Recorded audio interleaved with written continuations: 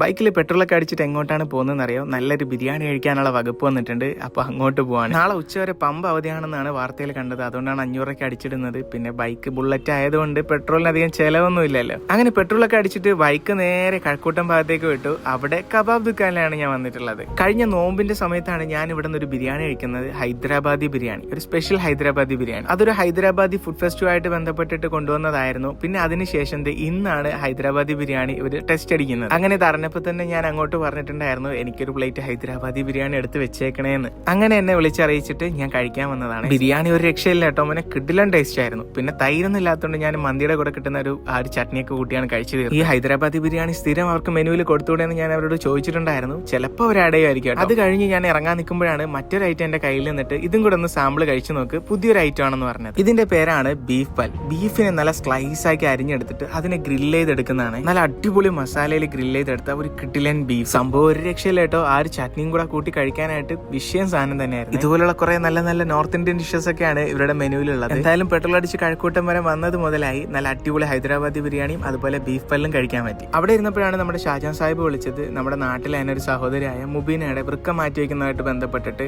നമ്മൾ വീഡിയോസും കാര്യങ്ങളൊക്കെ ഇങ്ങനെ ചെയ്തുകൊണ്ടിരിക്കുകയാണ് ഫണ്ട് കളക്ട് ചെയ്യാൻ വേണ്ടി. അങ്ങനെ നമ്മുടെ കൗൺസിലർമാരായ സലീം സാഹിബിന്റെയും SM ബഷീർ സാഹിബിന്റെ ഒക്കെ വീഡിയോ എടുക്കണമായിരുന്നു. അപ്പൊ അതൊക്കെ എടുത്ത് കഴിഞ്ഞിട്ടാണ് ഞാൻ പിന്നെ വീട്ടിലേക്ക് പോയത്. മുബീനയുടെ വൃക്ക മാറ്റി വെക്കാനായിട്ട് ഏകദേശം 20 ലക്ഷം രൂപയോളം ചെലവുണ്ട്. അപ്പൊ ഈ കാണുന്ന QR കോഡിലോ Google Pay നമ്പറിലൊക്കെ എന്തെങ്കിലുമൊക്കെ സഹായിക്കാൻ പറ്റുന്നെങ്കിൽ സഹായിക്കണം കേട്ടോ.